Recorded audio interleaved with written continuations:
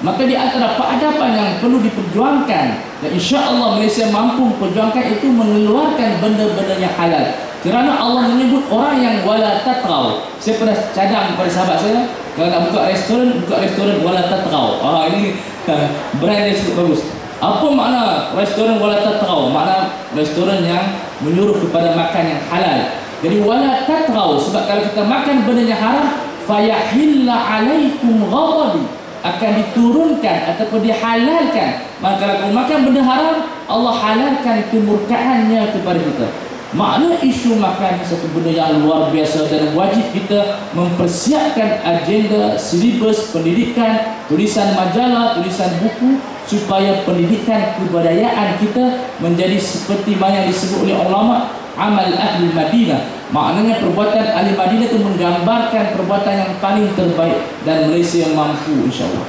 Ustaz, cuma saya tanya sikit berkenaan dengan Ustaz sentuh tadi bahawa kita perlu memilih produk Muslim berbanding dengan Muslim. Tetapi peringkat Muslim sendiri, kita lihat penjual-penjual kebiasaannya dia ada dua jenis golongan. Satunya golongan yang kata berpakaian menutup aurat dan sebagainya lah, yang lengkap ikut syariat. Tapi golongan penjual Muslim yang satu lagi, dia kurang sikit bahagian tu. Jadi apakah pilihan kita yang terbaik untuk memilih antara penjual yang menutup syariat ataupun penjual yang tidak berpakaian mengikut syariat yang dibenarkan oleh Islam? Dalam pembelian kita tidak melihat kepada orang yang menjual, kita tengok pada barang. Kalau penjual tu pakai tudung tapi dia baral, itu susah juga. Kita mesti melihat kepada barang. Ya, kalau bertemu di antara barang yang baik, dua-dua baik, penjual itu baik, kita beli, itu ada bismillah dan sebagainya. Tapi kita fokus kepada barang dulu. Sebab zaman sekarang kegagalan kita 20 tahun yang lampau menyediakan pendidikan halal dan haram yang menyebabkan di Selayang dia sembelih ayam tidak sah. Dia imam datang pukul 5, dia otak dia panggil otak duit. Jadi dia bukan otak syariah. Apa yang berlaku di Selayang yang ditangkap tu, imam datang pukul 5 tu sembelih, dia kata lambat sangat pukul 5, berapa banyak ekor dia boleh makan. Dia sembelih sebenarnya pukul 3 pagi. Jadi banyaklah ayam-ayam yang tak sempat mati, dia buat dalam mesin. Kita sekarang ini, apa yang berlaku di dunia Malaysia ini satu keaiban. Ini bukan saya kata, ini hakikat. Hakikat tak boleh kita nak nafikan. Orang tu tidak, hakikat. Apa yang berlaku sekarang ini satu keaiban. Macam mana negara Islam berhajat pada logo? Boleh tak kita nak semayang ni logo sah semayang? Tak ada. Keaiban, sebab kalau zaman dulu orang mengaji di pondok, mengaji bawah pokok, mengaji di sawah, sembelihan orang Islam tak dipersoalkan. Sekarang ini wajib bagi saya, satu benda yang wajib, benda-benda yang diimport ataupun benda yang bersifat hilang mesti ada logo halal yang diletakkan oleh JAKIM. Seperti kita berkahwin ada sijil. Bukan kerana benda itu wajib secara nas, tapi muqaddimatul wajib begitu. Maksud dia iltizamnya kita begitu. Seperti berkahwin kena ada sijil. Tapi itu satu keaiban dalam isu makanan. Sepatutnya kita diajar daripada peringkat muda, belasan tahun, mengetahui tentang aspek pembasuhan makanan, cara nak basuh daging macam mana, cara nak sembelih macam mana. Ini kejayaan orang-orang tua dulu. Tak perlu sekolah, tapi benda itu diajar di rumah dan sebagainya. Itu yang kebudayaan. Itu dia panggil ketamadunan. Kita sekarang masalah kita, isu halal dan haram hanya menjadi teori, hanya diajar di sekolah, tetapi ia tidak menjadi kebudayaan. Budaya ni maksud apa? Dicampurkan teori dengan praktikal. Jadi kalau kita boleh membudayakan konsep ini, saya yakin bahawa masalah ini boleh diselesaikan tanpa kita perlu ada kursus yang panjang. Kerana masyarakat kita dahulu telah membuktikan yang terbaik. Sebab itu menjadi satu kewajipan kepada kita mengembalikan identiti Muslim yang berdisiplin dengan etika halal dan haram, supaya kita makan tidak ada was-was. Kami cek dulu, ini bukan JAKIM, ini satu keaiban kepada sebuah negara Islam. Sepatutnya kita tak mempersoalkan orang Islam itu sebenarnya halal atau tidak halal. Tapi sekarang telah berlaku, kita berhajat kepada logo JAKIM, sementara kita memulihkan keadaan semasa kita. Wallahu a'lam. Terima kasih kepada Ustaz Fawaz di atas kata perkongsian sebentar tadi, yang mana kita kena kembalikan identiti Muslim yang sebenar, iaitu kita kalau boleh bila sekolah rendah atau sekolah rendah tu dah tahu dah basic tentang halal dan haram, cara penyembelihan, cara pembersihan yang sebagainya yang sepatutnya yang diamalkan oleh mengikut syariat kita. Oleh itu untuk ahli panel kita yang ketiga, sebelum itu maklumatlah kepada semua pengunjung Starbucks pada 2013. Pada tahun ini Chemical Company of Malaysia Berhad merupakan salah satu penaja kepada Starbucks 2013, dan oleh itu satu penghormatanlah kepada pihak CCM. Oleh itu saya persilakan Encik Muhammad Yazid bin Yusof. Mula nak panggil ustaz, tapi dia kata sebab dah ada 2 orang ustaz, dia kata dia cukuplah panggil encik je lah. Okey, Encik Muhammad Yazid bin Yusof selaku manager Halal Compliance and Islamic Affairs Group Halal and Transformation CCM untuk menerangkan serba sedikit tentang Chemical Company of Malaysia Berhad. Dipersilakan. Assalamualaikum warahmatullahi taala wabarakatuh. Terima kasih kepada moderator yang saya hormati, Ustaz Zamri yang tidak asing lagi, Ustaz Fawaz, Encik Muhammad Sinul sebagai Director EDC, dan sahabat, dan tuan-tuan, saudara-saudari yang dirahmati Allah sekalian. Pertamanya saya mengucapkan syukur kepada Allah SWT kerana dapat kembali lagi ke UAE, walaupun sudah lama tak datang di sini. Dulu saya pernah datang ke UAE pada tahun 2001 dulu. Alhamdulillah banyak perubahan. Bersempena dengan borak bisnes kita pada malam ini, jadi kita boleh tengok di belakang tu banyak gerai bersemangat kita dalam buat bisnes. Tahniah saya ucapkan. Jadi seberapa sedikit mengenai syarikat CCM. Chemical Company of Malaysia Berhad sebenarnya telah lama berkecimpung dalam bidang halal ini. Di mana CCM dahulu asalnya adalah anak syarikat ICI. Kalau dulu kita pernah dengar ICI, cat, syarikat cat. Syarikat British dulu dia membuka syarikat ICI, dan kemudian syarikat CCM. Dan alhamdulillah sekarang syarikat CCM ini dimiliki oleh tuan-tuan dan saudari sekalian. Mengapa saya berkata demikian? Siapa di kalangan kamu yang menabung di dalam ASN, ASB? Saya rasa majoriti kita ada menabung dalam saham ASN, ASB. Sebabnya CCM sekarang dimiliki oleh syarikat PNB, Permodalan Nasional Berhad. Jadi setiap pembelian yang kita beli akan kembali kepada kita juga. Betul tak? Di mana setiap tahun PNB akan memberi dividen. Jadi kita beli, kita dapat dividen. Jadi ini adalah syarikat tuan-tuan saudari sekalian.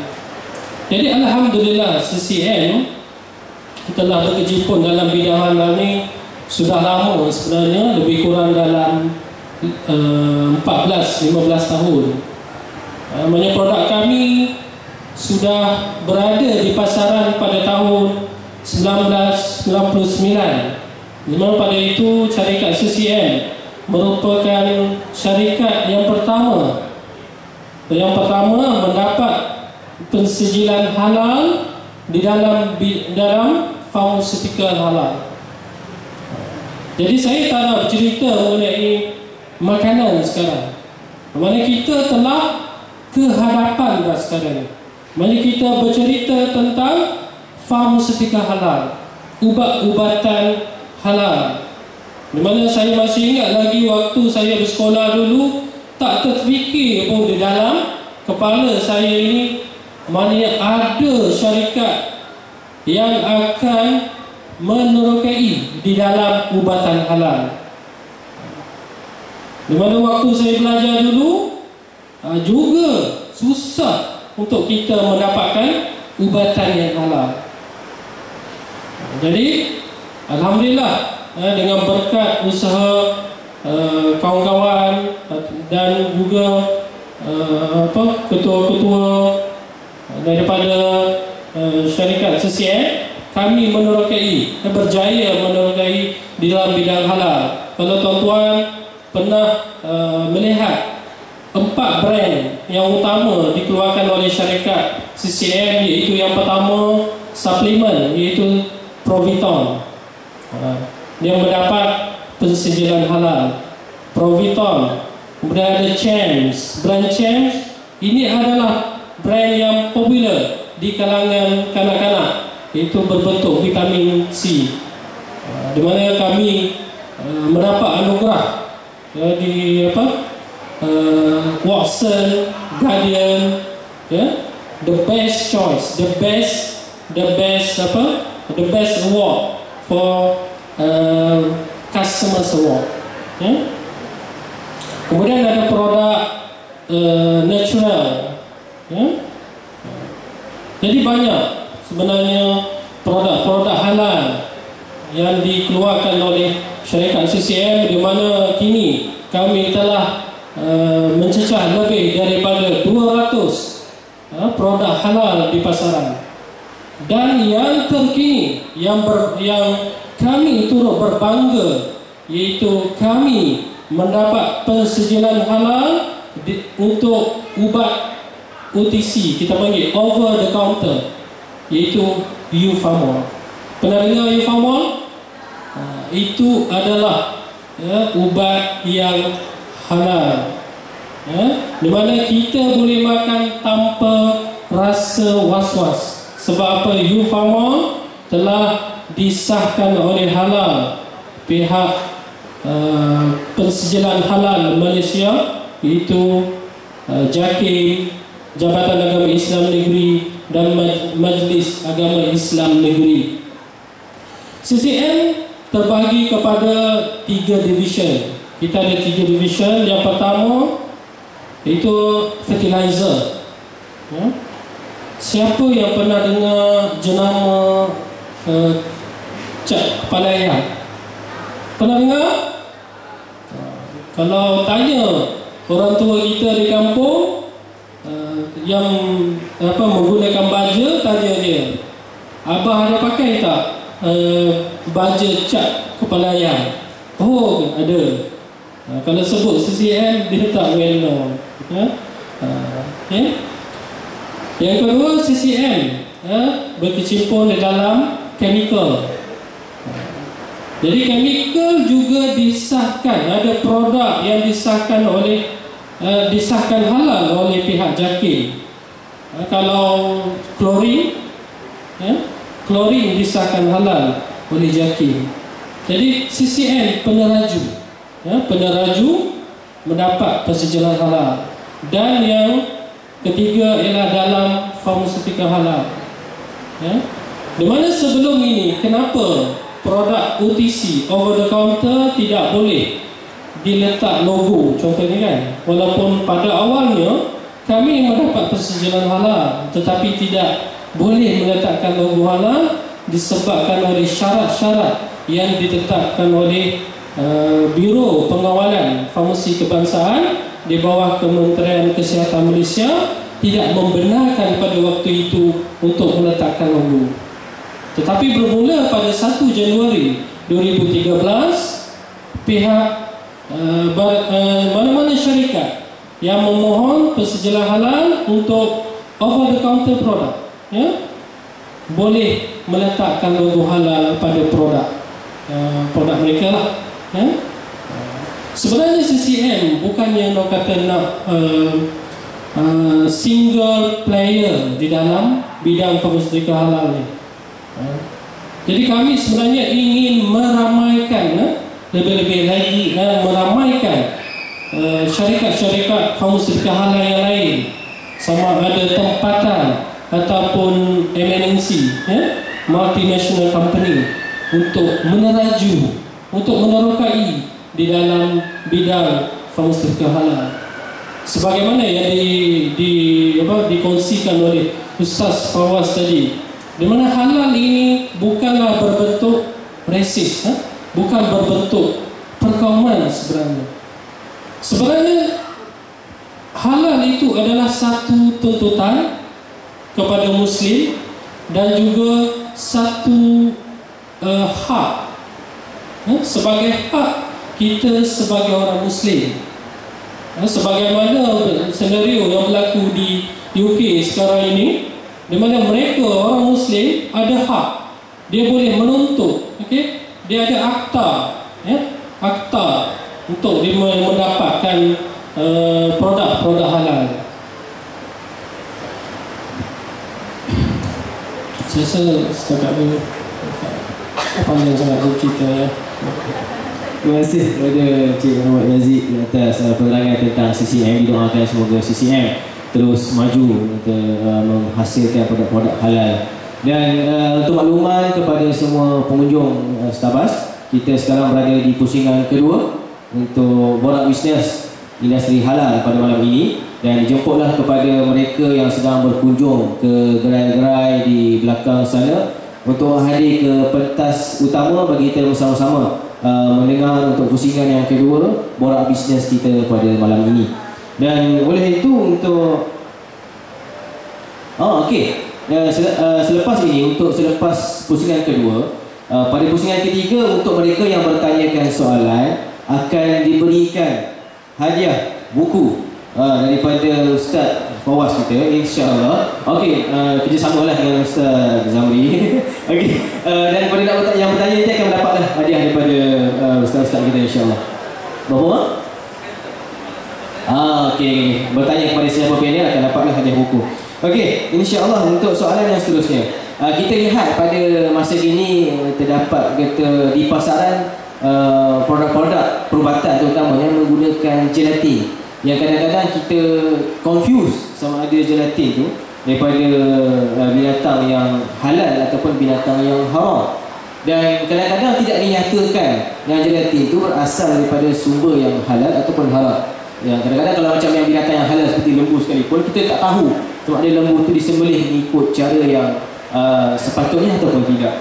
Jadi Ustaz Zamri, soalannya, apakah hikmah Allah Ta'ala menjelaskan tentang halal dan juga menjelaskan tentang apa yang haram dalam Al-Quran itu sendiri? Silakan Ustaz. Bismillah, alhamdulillah, wassalatu wassalamu ala rasulillah. Halal dan haram ini perlu dijelaskan, dan Al-Quran sentiasa clear dari menerangkan tentang do's and don't, baik dan buruk, halal dan haram. Pertama, sebagai contoh, ada orang bertanya, kenapa Allah ciptakan babi ya? Kan, kalau ikut tak payahlah cipta, ada banyak penyakit lah, GE lah, kan, cacing pita tak payah, apa saat direbus tak mati lah. Kan, kenapa Allah perlu jadikan babi? Dah binatang ini dimughallazahkan pula oleh hukum Islam. Kan, tuan-tuan, Allah perlu jadikan babi sebab supaya orang kenal kita babi. Betul tak? Nanti orang confuse.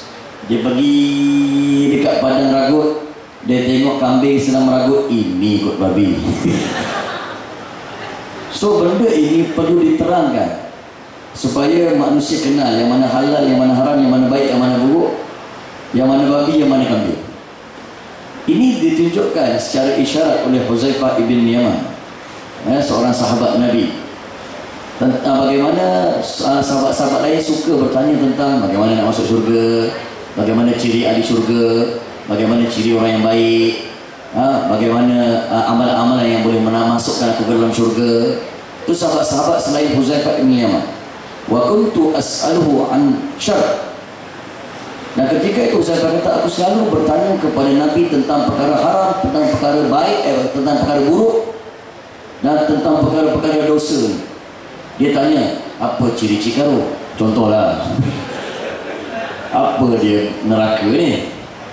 Apa dia zina tu? Macam mana amalan-amalan yang boleh masukkan aku ke neraka? Dan Rasulullah ketika itu merespon kepada jawapan ataupun soalan Huzaifah ibn Yaman. Dan Huzaifah dia menambah dalam satu hadis itu menyebut, aku tanya benda jahat ni bukan aku nak jadi jahat, tapi makhafatan ayyudrikani. Takut benda jahat ini kena kepada aku sebab aku tak tahu benda itu adalah benda yang haram, benda yang jahat, benda yang tidak senonoh. So oleh sebab itulah kalau kita tengok luaskan sedikit kita punya dimensi pemandangan, Rasulullah dia hidup sebelum dilantik jadi Nabi bukan sekelilingnya sekolah hafiz, bukan sekelilingnya orang pakai tudung labuh, bukan sekelilingnya UAE, tak ada pun. Sekeliling dia bunuh anak hidup-hidup, sekelilingnya arak berluasa, sekelilingnya sistem kabilah yang menindas kabilah kuat, menindas kabilah yang lemah, sistem yang menjadikan perempuan tiada nilai dan tidak lebih daripada ikon ataupun subjek kepada seks sahaja. Inilah sekeliling Rasulullah. Tapi boleh mewujudkan insan seperti mana ikan yang di laut yang masin tetapi ikan tidak masin. Kita bukanlah kata orang kata tak bolehlah sekolah laki-laki, perempuan-perempuan cari bi'ah yang sempurna, bukan tak boleh, boleh.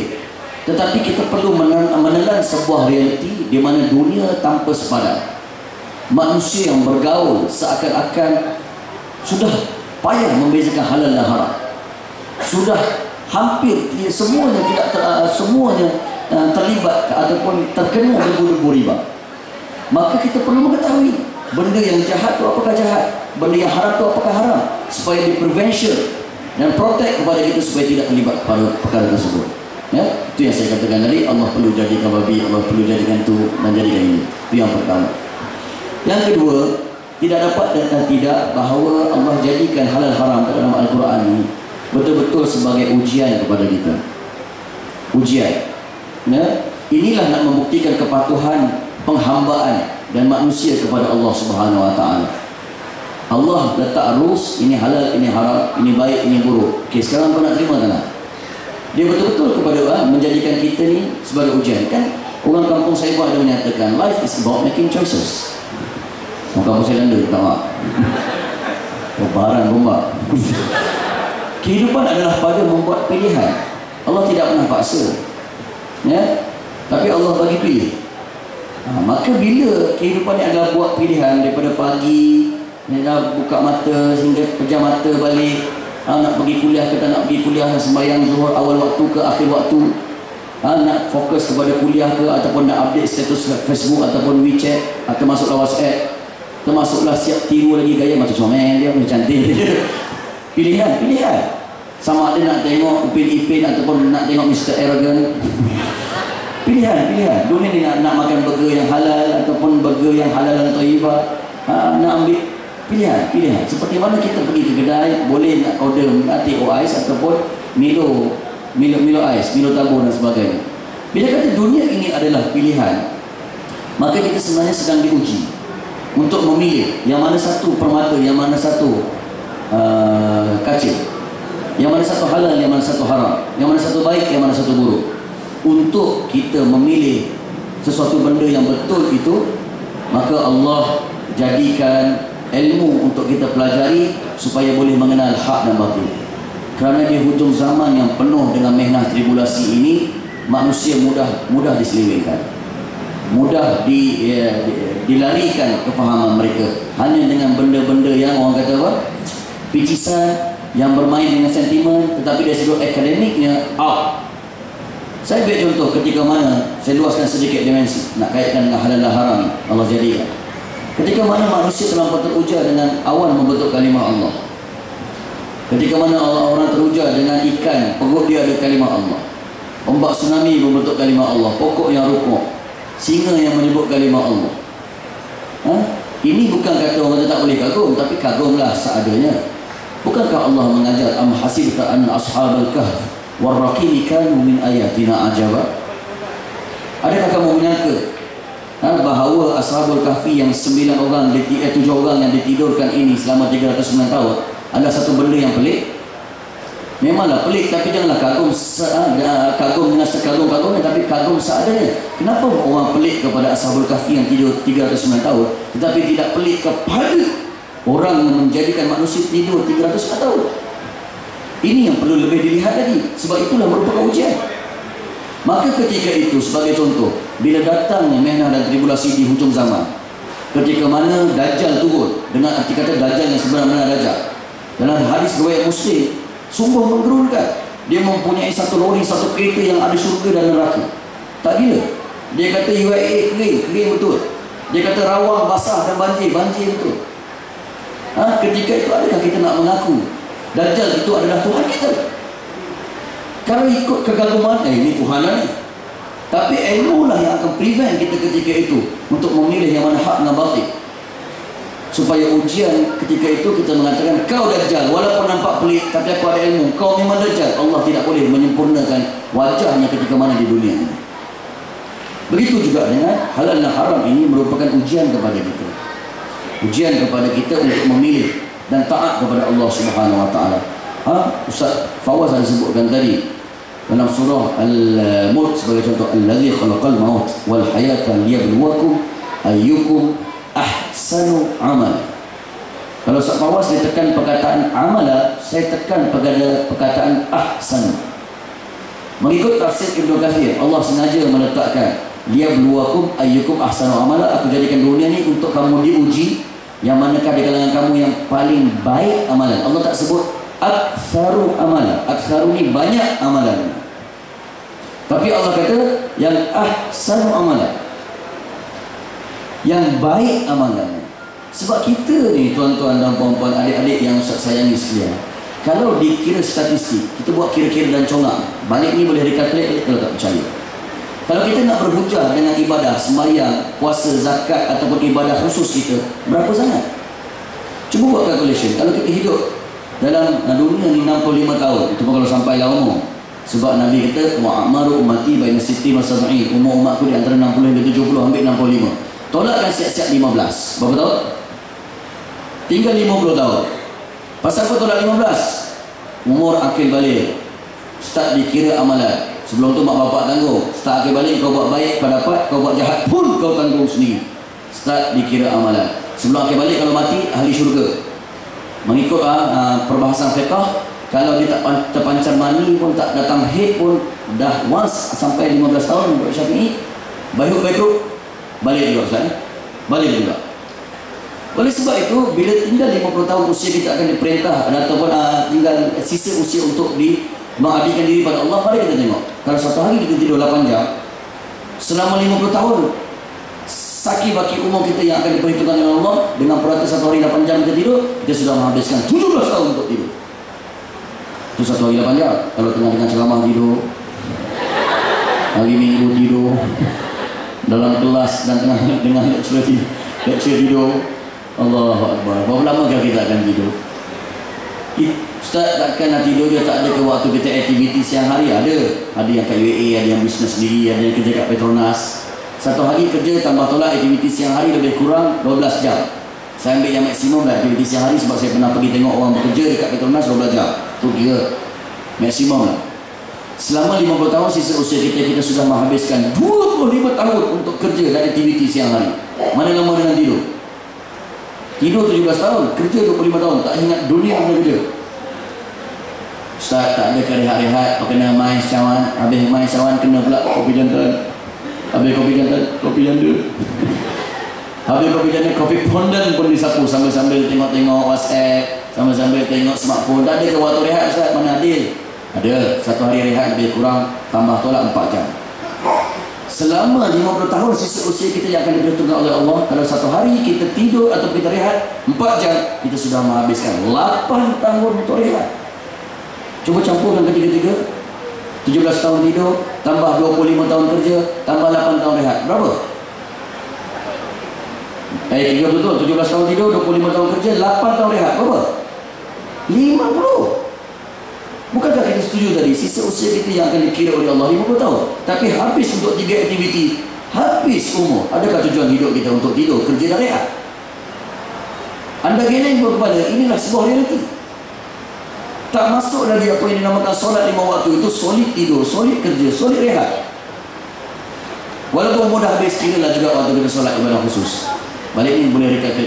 Kalau satu hari kita sembahyang 5 waktu kan, satu solat lebih kurang orang Islam tambah tolak 10 minit. Sehari semalam ada berapa waktu? Yang wajib 5, patutnya 10 kali 5 50 susah kira, bundalkan sejam terus. Dengan purata satu solat 10 minit lebih kurang lah, tambah tolak.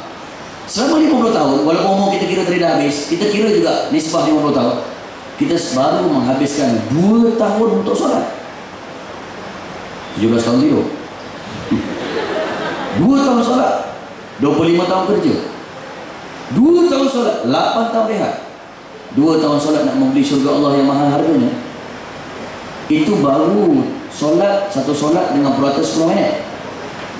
Biasa profesional semaya 2 minit setengah je. Amatur mungkin 3 minit lah kan. Ambil